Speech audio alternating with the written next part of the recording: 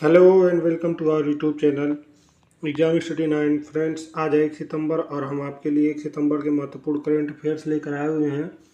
Video अगर आपको अच्छा लगा तो लाइक करें, चैनल को सब्सक्राइब करें और दोस्तों के साथ शेयर जरूर करें, क्योंकि करंट अफेयर्स किसी भी एग्जाम में महत्वपूर्ण भूमिका निभाते हैं। तो चलिए शुरू करते हैं।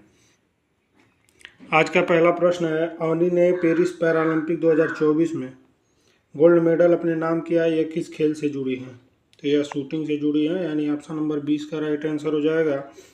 चलिए बात करते हैं। तो देखिए, अवनी महिलाओं की 10 मीटर एयर राइफल यानी SH1 ये कैटेगरी होती है विकलांगों की, स्पर्धा में जीत के साथ 2 पैरालंपिक स्वर्ण पदक जीतने वाली पहली भारतीय महिला बन गई हैं। इन्होंने टोक्यो पैरालंपिक में भी गोल्ड ही जीता था। भारत की प्रीति पाल ने महिलाओं की T35 कैटेगरी में 100 मीटर प्रतिस्पर्धा में 24.21 सेकंड के व्यक्तिगत सर्वश्रेष्ठ समय के साथ कांस्य पदक जीता है। वहीं मनीष नारवाल ने रजत पदक जीता है, क्योंकि वह P1 पुरुषों की 10 metre air pistol SH1 category में फाइनल में 24.60 के साथ 234.9 स्कोर के साथ दूसरे स्थान पर रहे। कांस्य जीता है मोना अग्रवाल ने। चलिए बात करते हैं अगले प्रश्न की। अगले 5 वर्षों में कितने नए आयुष संस्थान खोले जाएंगे? तो ये 10 नए संस्थान खोले जाएंगे, यानी ऑप्शन नंबर सी इसका राइट आंसर हो जाएगा। देखिए, केंद्रीय आयुष राज्य मंत्री प्रताप राव जाधव ने अगले 5 वर्षों में नए 10 आयुष संस्थान खोलने की घोषणा की है। यह घोषणा जो है अखिल भारतीय आयुर्विज्ञान संस्थान के दौरे के दौरान की गई, जिसमें पारंपरिक चिकित्सा प्रणालियों के विस्तार पर जोर दिया गया। उन्होंने स्वर्गीय संजय गुप्ता की स्मृति में एक सभागार का उद्घाटन किया और अरोहा 2024 सम्मेलन के लिए ब्रोशर का भी विमोचन किया। चलिए बात करते हैं अगले प्रश्न की। भारत की अर्थव्यवस्था 2024-25 की पहली तिमाही में कितने प्रतिशत बढ़ेगी? तो पहले तिमाही में 6.7% के साथ बढ़ेगी, यानी ऑप्शन नंबर डी इसका राइट आंसर हो जाएगा। देखिए, वित्त वर्ष 2024-25 में पहली त्रैमास में भारत की GDP 6.7% की वृद्धि हुई, जबकि विनिर्माण में 7% की वृद्धि हुई। निर्माण और बिजली क्षेत्र में दोहरे अंक की वृद्धि देखी गई। कि वहीं बात करते हैं निजी उपभोक्ता और पूंजी निर्माण में 7.4% और 7.5% वृद्धि हुई। ग्रामीण खपत में सुधार हो रहा है, जिससे मांग और निवेश को बढ़ावा मिल रहा है। वैश्विक आर्थिक अनिश्चितताओं और मुद्रास्फीति चिंताओं के बीच का विकास हो रहा है। और ये सारा डाटा जो है ये नेशनल स्टैटिस्टिक्स ऑर्गेनाइजेशन ने निकाला है, यानी NSO ने निकाला है। चलिए बात करते हैं अगले प्रश्न की। किसको खेलों को बढ़ावा देने के लिए बीजू पटनायक खेल पुरस्कार मिला है? और ये बीजू पटनायक खेल पुरस्कार जो है उड़ीसा का है, तो ये नालको को मिला है, यानी ऑप्शन नंबर ए इसका राइट आंसर हो जाएगा। देखिए, राष्ट्रीय एल्यूमिनियम कंपनी लिमिटेड यानी नालको को खेलों को बढ़ावा देने के लिए बहुत महत्वपूर्ण योगदान देने के लिए 2023 के बीजू पटनायक खेल पुरस्कार से सम्मानित किया गया। नालको के अध्यक्ष एवं प्रबंधक जो है निदेशक श्रीधर पात्रा ने राष्ट्रीय खेल दिवस के अवसर पर लोक सेवा भवन में भुवनेश्वर में उड़ीसा के मुख्यमंत्री मोहन चरण मांझी से यह पुरस्कार प्राप्त किया। चलिए बात करते हैं एक और करंट अफेयर्स की। तो भारत का UPI 2024 में रिकॉर्ड लेन देन में वैश्विक प्रतिद्वंदियों से आगे निकला। अप्रैल से जुलाई तक 2024 में भारत में UPI लगभग 81 लाख करोड़ के लेन देन किए, जो वर्ष दर वर्ष 37% की वृद्धि है। देखिए, UPI जो है प्रति सेकंड 3729.1 लेन देन की है, जबकि 2022 में 58% की वृद्धि है, जो अलीपे, पोपाल और ब्राज़ील के पिक्स से आगे है। जुलाई में UPI का लेन देन 20.6 लाख करोड़ से अधिक हो गया, जो कि एक रिकॉर्ड है, जो अब तक का सबसे अधिकतम मासिक मूल्य है। UPI लेन देन लगातार 3 महीनों में 20 लाख करोड़ से ऊपर रहा है। चलिए बात करते हैं अगले प्रश्न की। किसको नया कैबिनेट सचिव नियुक्त किया गया है? तो ये डॉक्टर TV सोमनाथन को किया गया, यानी ऑप्शन नंबर 20 का राइट आंसर हो जाएगा। देखिए, तमिलनाडु कैडर के IAS अधिकारी सोमनाथ ने श्री राजीव गौबा का स्थान लेते हुए भारत के कैबिनेट सचिव का पदभार ग्रहण किया है। डॉक्टर सोमनाथ इससे पहले वित्त सचिव के पद पर कार्यरत थे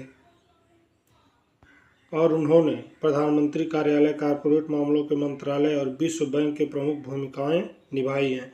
वह तमिलनाडु के प्रशासन में भी महत्वपूर्ण भूमिका निभा चुके हैं, विशेषकर जीएसटी और चेन्नई मेट्रो परियोजना के क्रियान्वयन में। चलिए बात करते हैं अगले प्रश्न की। तो भारत और किसने सार्वजनिक क्षेत्र की लेखा परीक्षा को बढ़ावा देने के लिए समझौता ज्ञापन पर हस्ताक्षर किया है? तो भारत ने ये सऊदी अरब के साथ किया है, यानी ऑप्शन नंबर ए इसका राइट आंसर हो जाएगा। चलिए बात करते हैं विस्तार से। तो भारत और सऊदी अरब ने सार्वजनिक क्षेत्र की लेखा परीक्षा में द्विपक्षीय सहयोग बढ़ाने के लिए रियाद में एक समझौता पर हस्ताक्षर किया। कहाँ किया गया? तो रियाद में, याद रखेंगे। देखिए समझौता जो है ज्ञापन पर भारत के नियंत्रक एवं महालेखा परीक्षक गिरीश चंद्र मुर्मू और सऊदी के जनरल कोर्ट ऑफ ऑडिट के अध्यक्ष डॉक्टर हुसैन अल अंगारी ने हस्ताक्षर किए। और यह समझौता जो है वित्तीय निष्पादन और अनुपालन लेखा परीक्षा में संयुक्त प्रशिक्षण कार्यक्रमों पर केंद्रित है। चलिए जानते हैं एक और करंट अफेयर्स। तो प्रधानमंत्री मोदी जी ने जिला न्यायिक के राष्ट्रीय सम्मेलन का उद्घाटन किया। देखिए उच्चतम न्यायालय के 75 वर्ष संवैधानिक मूल्यों और राष्ट्रीय अखंडता को बनाए रखने में इसकी भूमिका का जश्न मनाया गया। न्यायिक अवसंरचना जो है न्याय में देरी को कम करने के लिए पिछले दशक में 8,000 करोड़ का निवेश किया गया। और इस सम्मेलन का फोकस जो रहा है अवसंरचना, न्यायालय सुरक्षा और केस प्रबंध की समस्या पर ध्यान दिया गया। और तकनीकी निवेश जो ई चरण कोर्ट थर्ड के लिए 7200 करोड़ रुपए की आवंटित किए गए। क्लाउड और एआई तकनीकों को बढ़ाया गया। इससे कोर्ट में जो है कंप्यूटर और अन्य तकनीकी चीज़ें लगाई जाएंगी। चलिए बात करते हैं अगले प्रश्न की। प्रधानमंत्री कितने वंदे भारत ट्रेनों को हरी झंडी दिखाएंगे? ये 3 ट्रेनों को दिखाएंगे, यानी ऑप्शन नंबर सी इसका राइट आंसर हो जाएगा। देखिए प्रधानमंत्री मोदी वीडियो कॉन्फ्रेंसिंग के जरिए 3 वंदे भारत एक्सप्रेस ट्रेनों का उद्घाटन करेंगे, जिसमें मेरठ लखनऊ, मदुरै बेंगलुरु और चेन्नई नागरकोइल के बीच संपर्क बढ़ेगा। ये ट्रेनें आत्मनिर्भर भारत के विजन का प्रतीक हैं और विश्व स्तरीय यात्रा प्रदान करती हैं, जिससे उत्तर प्रदेश, तमिलनाडु और कर्नाटक के नियमित यात्रियों, पेशेवरों, व्यापारियों को काफ़ी लाभ मिलेगा। चलिए बात करते हैं अगले प्रश्न की। किस पर्यटन बोर्ड ने सतत पर्यटन के लिए पाटा गोल्ड अवार्ड जीता है? यह नेपाल ने जीता है, यानी ऑप्शन नंबर 20 का राइट आंसर हो जाएगा। देखिए नेपाल पर्यटन को अपनी आजीविका पुनरुद्धार परियोजना के लिए सतत पर्यटन में पाटा गोल्ड अवार्ड प्राप्त हुआ। देखिए STLRP ने नेपाल के 7 प्रांतों में सतत विकास पर ध्यान केंद्रित करते हुए कोविड-19 के बाद 10,000 पर्यटन श्रमिकों को अल्पकालिक रोजगार प्रदान किए और 4,000 व्यक्तियों को प्रशिक्षित किया। केरल पर्यटन ने अपने हॉलीडे हिस्ट ऑनलाइन प्रतियोगिता के लिए डिजिटल मार्केटिंग में पाटा गोल्ड अवार्ड 2024 जीता है।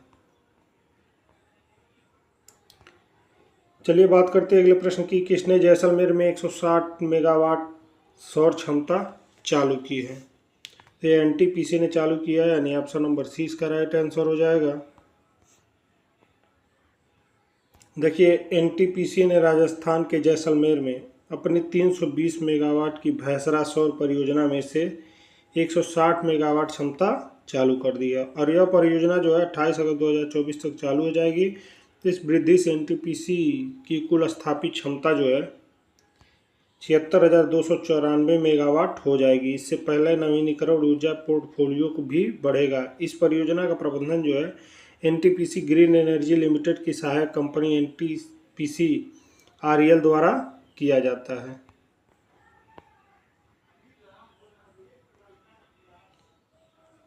चलिए बात करते हैं अगले प्रश्न की। IIS और किसने भारत में कुश्ती विकास को बढ़ावा देने के लिए समझौता ज्ञापन पर हस्ताक्षर किया है? ये UWW ने किया है, यानी ऑप्शन नंबर ए इसका राइट आंसर हो जाएगा। देखिए इंस्पायर इंस्टीट्यूट ऑफ स्पोर्ट यानी IIS ने भारत में कुश्ती को विकास को बढ़ावा देने के लिए यूनाइटेड वर्ल्ड रेसलिंग यानी UWW के साथ एक समझौता ज्ञापन पर हस्ताक्षर किया है। पेरिस में एफिल टावर के निकट UWW ने आयोजन स्थल पर समझौते ज्ञापन को औपचारिक रूप दिया और इस समझौते का उद्देश्य जो है संयुक्त कार्यक्रम, पहलों और गतिविधियों के माध्यम से कुश्ती को आगे बढ़ाने के लिए एक सहयोगात्मक और ढांचा स्थापित करना है। और पार्थ जिंदल जी जो हैं AIIS के संस्थापक हैं। चलिए बात करते हैं अगले प्रश्न की। मूडीज ने वित्त वर्ष 2024 के लिए भारत की GDP वृद्धि का अनुमान बढ़ाकर कितने प्रतिशत कर दिया है? तो ये 7.2% कर दिया है, यानी ऑप्शन नंबर सी इसका राइट आंसर हो जाएगा। चलिए बात करते हैं इसके बारे में। तो देखिए, मूडीज रेटिंग्स ने लचीली निजी खपत और बेहतर कारोबारी परिस्थितियों का हवाला देते हुए वित्त वर्ष 2024 के लिए भारत की GDP दर का अनुमान 6.8% से बढ़ाकर 7.2% कर दिया है। एजेंसी ने अपने 2025 के विकास के अनुमान को भी संशोधित करते हुए 6.6% कर दिया है और कहा है कि 2024 की पहली तिमाही में भारत की मजबूत 7.8% की साल दर साल वृद्धि होगी, जो कि संपन्न औद्योगिक और सेवा क्षेत्रों द्वारा प्रेरित होगी। चलिए बात करते हैं अगले प्रश्न की। तो SJVN, NHPC, रेलटेल और solar energy corporation of India को भारत सरकार द्वारा किसका दर्जा दिया गया है? तो नवरत्न का दर्जा दिया गया है, यानी ऑप्शन नंबर ए इसका राइट आंसर हो जाएगा। देखिए, 30 अगस्त को सतलज जल विद्युत निगम यानी SJVN लिमिटेड, NHPC लिमिटेड और रेलटेल कॉरपोरेशन ऑफ लिमिटेड और solar energy corporation of India limited को नरेंद्र मोदी सरकार द्वारा नवरत्न का दर्जा दिया गया है। देखिए, रेलटेल कॉरपोरेशन ने ऑफ इंडिया ने 22वां नवरत्न बन गया है। इसके बाद सोलर एनर्जी कॉरपोरेशन 23वें और NHPC 24वें, सतलज जल विद्युत निगम 25वें नवरत्न हैं। शिमला स्थित SJVN का एक सूचीबद्ध कंपनी है जिसकी शेयरधारिता का स्वरूप इस प्रकार है। 55% हिस्सेदारी जो है भारत सरकार के पास है, 26.85 हिमाचल प्रदेश सरकार के पास तथा शेष जनता के पास है। NHPC फरीदाबाद स्थित एक कंपनी है जो विद्युत मंत्रालय के अधीन है। यह भारत का सबसे बड़ा जल विद्युत विकास संगठन है जो जल विद्युत परियोजनाओं की अवधारणा से लेकर उनके चालू होने तक गतिविधियां करने में सक्षम है। और रेलटेल रेल जो है मंत्रालय के तहत एक केंद्रीय सार्वजनिक क्षेत्र का उपक्रम है। Solar energy corporation of India limited की जो है अक्षय ऊर्जा परियोजना की नीलामी के लिए केंद्र सरकार की एक नोडल एजेंसी है। चलिए बात करते हैं नवरत्न के दर्जे के बारे में। तो देखिए, नवरत्न भारत सरकार जो है शीर्ष रैंक वाले सार्वजनिक क्षेत्र के उपक्रमों को नवरत्न का दर्जा देती है। यह दर्जा जो है संगठनों को केंद्र की मंजूरी के बिना 1000 करोड़ रुपये तक का बड़ा निवेश करने की अनुमति देता है और इन कंपनियों को जो है 1 साल के भीतर अपनी कुल संपत्ति का 30% तक निवेश करने की भी स्वतंत्रता होती है, बशर्ते यह जो है 1000 करोड़ से कम हो। और वे संयुक्त उद्यम भी बना सकते हैं, गठजोड़ कर सकते हैं और विदेश में सहायक कंपनियां स्थापित कर सकते हैं। ये होता है नवरत्न मिलने का फ़ायदा। देखिए, किसी कंपनी को नवरत्न का दर्जा दिए जाने के लिए उसके पास पहले से ही मिनी रत्न श्रेणी 1 का दर्जा होना चाहिए और उसे CPSC की सूची 1 के तहत सूचीबद्ध होना चाहिए। तो ये रहे नवरत्न किसको मिलता है। चलिए बात करते हैं अगले प्रश्न की। तो स्कूली शिक्षा एवं साक्षरता विभाग द्वारा राष्ट्रीय शिक्षक पुरस्कार 2024 के लिए भारत भर के कितने विद्यालयों से शिक्षकों का चयन किया गया है? भारत भर के विद्यालयों से कितने शिक्षकों का चयन किया गया है? तो अभी 50 शिक्षक चयन किए गए हैं, यानी ऑप्शन नंबर सी इसका राइट आंसर हो जाएगा। देखिए, राष्ट्रीय शिक्षक पुरस्कार 5 सितंबर 2024 को प्रदान किए जाएंगे। इनका चयन स्कूल शिक्षा एवं साक्षरता विभाग द्वारा कठोर, पारदर्शी और ऑनलाइन 3 चरणीय चयन प्रक्रिया यानी जिला, राज्य, राष्ट्रीय स्तर के माध्यम से किया गया है। और ये जो चयनित 50 शिक्षक जो हैं 28 राज्यों, 3 केंद्र शासित प्रदेशों और 6 संगठनों से हैं।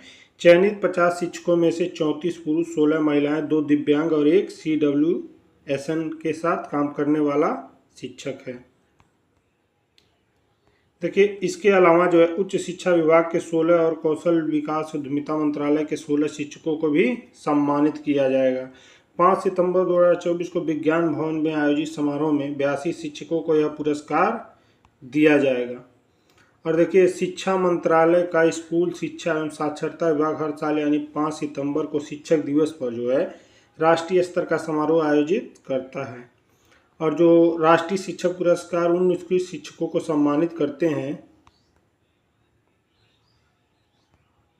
जिन्होंने समर्पण और उत्कृष्टता के माध्यम से शिक्षा की गुणवत्ता में उल्लेखनीय वृद्धि की है और अपने छात्रों के जीवन पर सकारात्मक प्रभाव डाला है।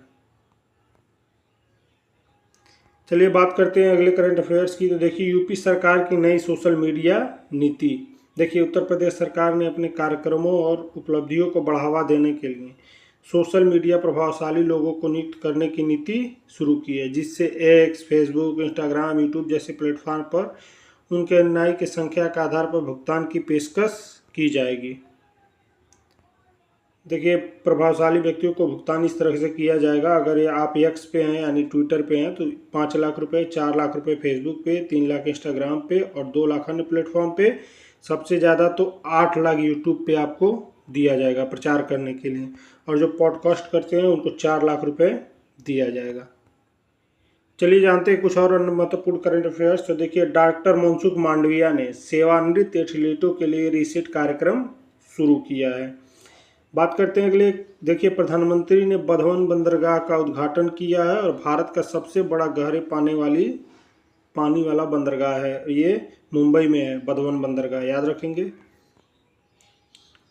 चलिए बात करते हैं अगले करंट अफेयर्स की। कार्यस्थलों को महिलाओं को सुरक्षित बनाने हेतु सी बॉक्स पोर्टल लॉन्च किया गया है।